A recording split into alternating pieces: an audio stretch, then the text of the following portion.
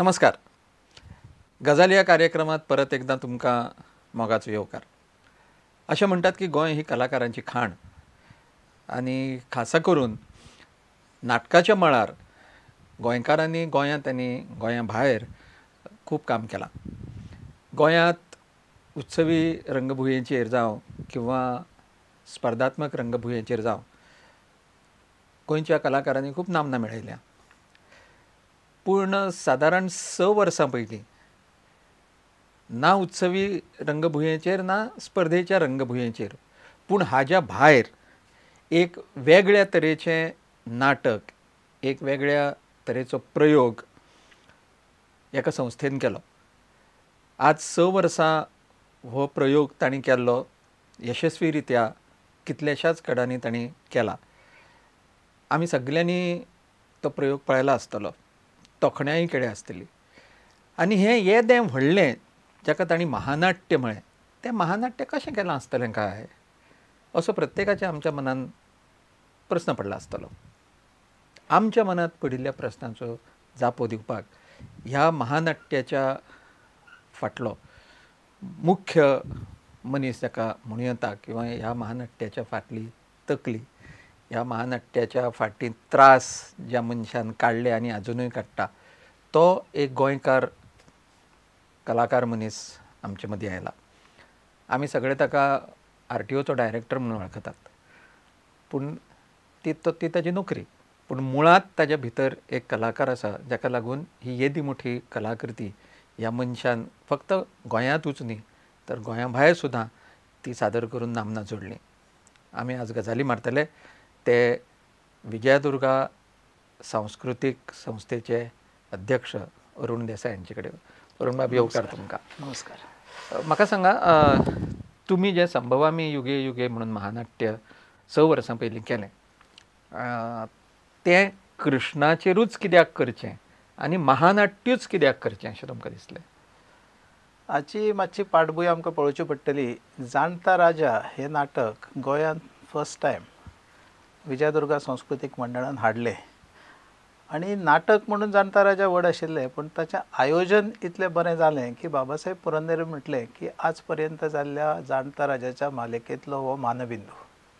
आनी ताका तातूंतल्यान प्रोत्साहन घेवन, कित्याक त्या नाटकांतल्यान आमकां जवळ जवळ 50 लाख रुपया फायदो जालो. आनी तांणी सांगलें की ह्या पयशांचो बरो विनियोग तुमी कितें तरी करात. आनी ताका लागून आमी अशें ठरयलें की अशेंच एक महानाट्य कित्याक आमी करचें न्हय. आनी जेन्ना महानाट्य करप अशें ठरलें तेन्ना साहजिकच प्रश्न आयलो की कोणाचेर करचें. तर तातूंत भितर 2-3 ऑप्शन्स आशिल्लीं. एक म्हटल्यार कृष्णाचेर करचें, रामाचेर करचें म्हणजे रामायण, कृष्णाचेर करचें म्हणजे महाभारत दाखोवपा येता. आनी शॉर्टलिस्ट अशे हे 2च विशय जाल्ले. आनी तातूंत भितर अशें दिसलें की श्री कृष्णाचेर आजून पर्यंत एकूय नाटक आयिल्लें ना. आनी प्रभाकर पणशीकरांच्या शब्दान जर सांगपाचें जालें आसत जाल्यार तो महानायकच आहे, त्याच्या वरती महानाट्यच झालं पाहिजे. आनी म्हणून हें महानाट्य तुमी करपाचें ठरयलें. मागीर तें बरोवंक जाय. आनी मुख्य म्हणजे महानाट्य करतलो जाल्यार तातूंत नृत्य आसूंक जाय, नाच आसूंक जाय, संगीत आसूंक जाय. मुख्य म्हणजे ताका भव्यता आसूंक जाय. हें सगळ्यांत अशें तुमी कशें कितें केलें? हेची संहिता बरोवपाची जबाबदारी दोतोर नारायण देसाय हांचेर दिल्ली. पूण ही बरोवपाची जी पळय प्रक्रिया आसा ही एका वेगळ्या हातूंतल्यान जाल्ली. म्हणजे हे नाटकाची मूळ कल्पना जाका सुचली तो म्हजो भाव राजेंद्र देसाय, मागीर नारायण देसाय, दयानंद भगत नेपथ्यकार ह्या नाटकाचे, आनी दिलीप देसाय डायरेक्टर, आनी तांच्या वांगडा शशांक उडेकर अशे ह्यो व्यक्ती एक कडेन बसताल्यो. आनी दिलीप देसाय एक प्रसंग सांगतालो, मागीर ताचेर कितें वाक्य आसतली हें नारायण देसाय सुचयतालो. मागीर दयानंद भगत म्हणटालो तें कशें आपूण प्रेजेंट करपाक, म्हणजे ताका नेपथ्य कशें तरेचें आसतलें. आनी अशा ह्या सगळ्या प्रक्रियेंतल्यान एक सादारण 2 ते 2.5 वर्सां नंतर हाची संहिता बरोवन तयार जाली. संहिता बरोवपाकूच तुमकां 2.5 वर्सां लागली. आनी ताच्या पयलीं आमी कितें केलें की महाभारतांतले एक 25 प्रसंग काडलेले. आनी ते 25 प्रसंग जे काडले तातूंत भितर अशे प्रसंग काडले की जातूंतल्यान कितें तरी एक समाजाक आमी धडो दिवपाक शकतले, कितें तरी देख दिवपाक शकतले, अशे प्रसंग आसा. आतां सांगपाचें म्हळ्यार तुमकां खबर आसा गोवर्धन पर्वत म्हणजे गोवर्धन पर्वताचो सीन हांवें एक्सप्लेन करतकच किंवा पळयतकच महाराष्ट्राचे डायरेक्टर जे आशिल्ले एनवायरमेंटाचे तांणी आमकां सांगलें की हो इतलोच तुमी एपिसोड काडा आनी मिनिस्ट्री ऑफ एनवायरमेंट एंड फॉरेस्टाक धाडा, because there cannot be any other effective message on environment protection. म्हणजे कृष्णान इंद्रा कडेन म्हणजे तेन्नाचो राजा ताचे कडेन झगडून इंद्रपर्वत जो आशिल्लो तो राखण्याच्या गायी आनी हे चरपा खातीर म्हणून रिजर्व केलो, जे आज आमी आजय पळयता. आजय तशेंच जाला. गव्हर्मेंट जो आजचो राजा आसा त्याच्या अगेन्स्ट लोक फायट करता. सक्सेसफूल जायना ही गोष्ट वेगळी आसा. पण तर सांगपाचो हे इतलोच की ते मागीर मैदानी खेळ जे आजचे भुरगे आमचे टोटली विसरल्यात. स्त्री रक्षण, भेदभाव जेन्ना मित्रत्वाचें नातें आसता तेन्ना तुका गरीब आनी श्रीमंताचो हे येना, हे दाखोवपी सुदाम्याचो प्रसंग. आनी कृष्णाच्यो ज्यो बाकीच्यो सगळ्यो क्वॉलिटीज आसा ज्यो आमी हातूंत भितर दाखयल्या तातूंतल्यान प्रत्येकांतल्यान कितें ना कितें तरी एक देख समाजाक दिवपाक मेळटा. आनी अशें आमी ते प्रसंग एक कडेन केले आनी ताचेर हें नाट्य बरयलें गेलां. आनी कितले कलाकार आसा हातूंत इनिशियली आमचे जवळ जवळ 220 कलाकार आसा आनी 370 भुमिका आसा तांच्यो. आनी सोदले कशे तर तुमी 220?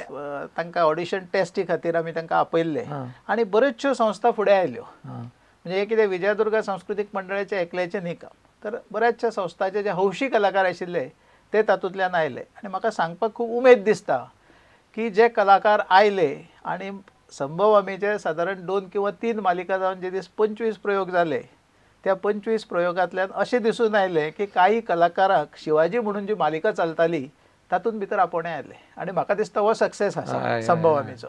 कित्याक हाचे पयलीं प्रत्येकाक आपली कला पेश करपाक किंवा ती दाखोवपाक मांडवी पार करून वचचें पडटालें, म्हणजे गोंय सोडचें पडटालें. थंय वचून चड कलाकार मोठे जाल्ले आसा. हाचो अर्थ असो न्ही की गोंयचे कलाकार मोठे जावना, पूण ते भायर वचून चडशे जाल्या. तर तांकां हांगा एक असो प्लॅटफॉर्म मेळ्ळो आनी ते लोक मुखार आयले.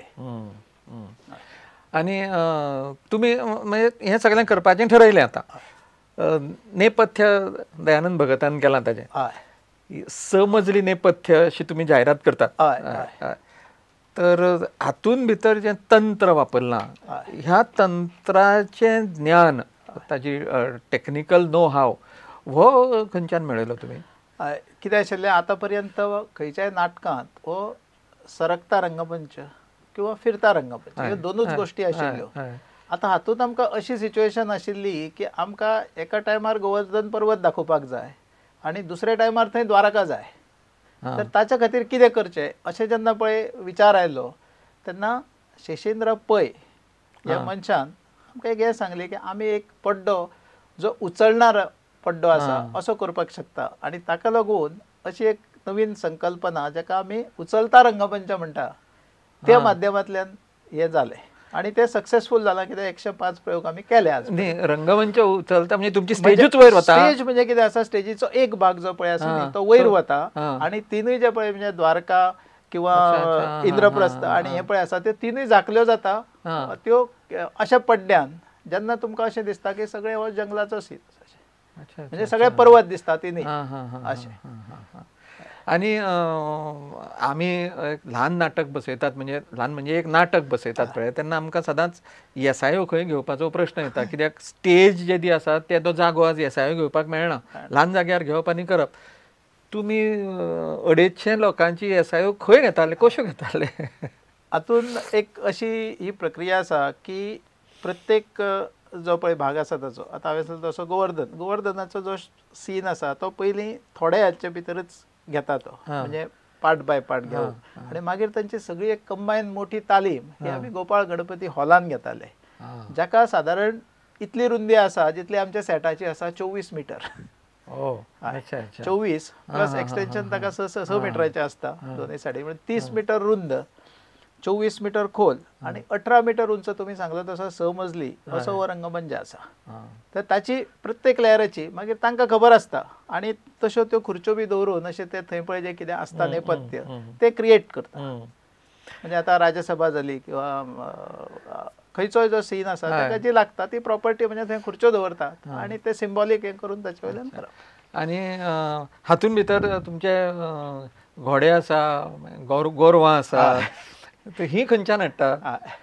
अशें आशिल्लें की हाच्या खातीर आमी चडसो जाणटा राजाचोच सपोर्ट घेतलो अशें जर म्हणलें आसत जाल्यार ते सोडून कारण ही सगळीं जनावरां जीं आसा चडशीं अशा नाटकाक लागणारी ही नरसोबावाडी म्हणून जे कोल्हापूरचे फुडें एक हें आसा थंयच्यान मेळटात. आनी थंयच्यान मेळटा कित्याक तांकां ती एकस्टम्ड आसता हे सगळे लायट आनी सावंडाक.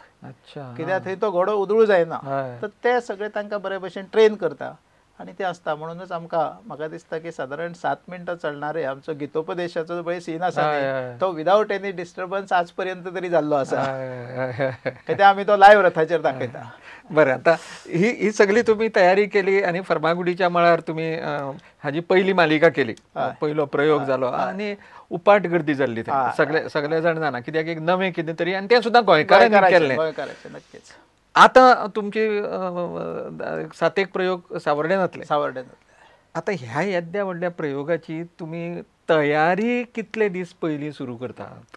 काय एक सादारण मालिका जर म्हटली आसत जाल्यार 1 म्हयनो पयलीं आतां आमी आमची तयारी सुरू करता. आनी आयोजकांची जर म्हणलें आसत न्ही जाल्यार तांकां सादारण 2 ते 2.5 म्हयने पयलीं सुरवाताची करपाक जाय. कित्याक पयलीं ते चवकशी करता, मागीर आमी वचून ग्रावंड पळयता थंय, आनी जर फिजिबल आसलो आसत जाल्यार मागीर फुडें फायनान्शियल हाका येता, टर्म्स एंड कंडिशन ती जाली अशें जाता म्हणसर सादारण 1 म्हयनो 1.5 म्हयनो सुमार वताच. आनी मागीर आमी विलिंगनेस घेता किंवा अवेलेबिलिटी कलाकाराची जी आसा ती आमी मागयतात आनी ते सांगतात मागीर कलाकार आसा काय ना पूण ते हेका. आनी आतां आमचे कडेन सादारण हेका जे कलाकार लागतात त्याच्या निदान दोपटीन कलाकार आमचे म्हणजे कलाकार बँक आसा अशें म्हणपाक हरकत ना. 4 म्हाका कृष्ण लागतात एका मालिकेत. बालकृष्ण, मागीर गोपालकृष्ण मातसो व्हड यंग, ताचेवन व्हड आनी मागीर जाणटो, अशे 4 कृष्ण म्हाका लागता. म्हाका सांगपाक आनंद जाता की आज आमचे टोटल 10 नंबर आर्टिस्ट आसा जे कृष्णाची भुमिका करू शकतात त्या वयाच्या. हय, त्या वयाचे. बरें, तुवें वयाचो प्रश्न काडलो म्हणून विचारता. तुमी 6 वर्सां पयलीं सुरवात केल्ली पळय तेन्ना जो बालकृष्ण आशिल्लो पळय तो आतां 6 वर्सांनी व्हडलो जालो. हय, तो दुसरो खंयचो येता नवीन? तुमकां एक सांगता हांव, हातून भितर जेन्ना हें नाटक फुडें चलता म्हणजे स्टेजीचेर नाटक चलता तेन्ना ताच्या फाटल्यानूय एक नाट्य चालू आसता. जेन्ना आतां ही भुरगीं डान्सर जेन्ना आमचे पळय डान्स करीत आसता न्ही तेन्ना जी ल्हान भुरगीं आमचे आसता, 2 सीन आमचे अशे आसा जे ल्हान भुरग्यांचे आसा, ती जी भुरगीं स्टेजीर आसता फाटल्या वटेन ती ते डान्स तेची प्रॅक्टीस चालू आसता. म्हणजे कितें जाता, तो 4-5 वर्सांनी व्हड जाला काय तो डान्सर जाता. आनी अशे पद्दतीन हे जायत गेला. आनी नवीन ऑफकोर्स नवीन जेन्ना सगळ्यांत धाकटो कृष्ण आसा तो आतां मदलो कृष्ण करता आनी 1-2 वर्सां गेलीं काय तो ताच्या व्हडलो कृष्ण करतलो. अशे पद्दतीन हें आसता. पूण सादारण तुमचे कडेन आतां पयल्या प्रयोगांत काम केल्लें, आतां ते व्हड जावं कशें जावं अशे सादारण कितले कलाकार आज 6 वर्सां टिकून आसा? म्हाका सांगपाक खूब आनंद जाता की सादारण 70 ते 80 कलाकार भितर अशे आसा जाणी सगळे प्रयोग केल्ले आसा. 105 प्रयोग तांणी केल्ले आसा. अशे सुद्दां लोक आसात. म्हणजे तांणी थंय कितें हें दवरलेलो आहे पयलीं की आमी 100 प्रयोग पर्यंत कितेंय जावं 100 प्रयोग पर्यंत आमी करतलेच अशें आसा. खंय खंय दौरे जाले तुमचे? खंय खंय तुमी मालिका केल्यो? हाची पयली गोंया भायली मालिका आमची बेळगांव जाली. त्याच्या नंतर आमी ठाण्या गेले.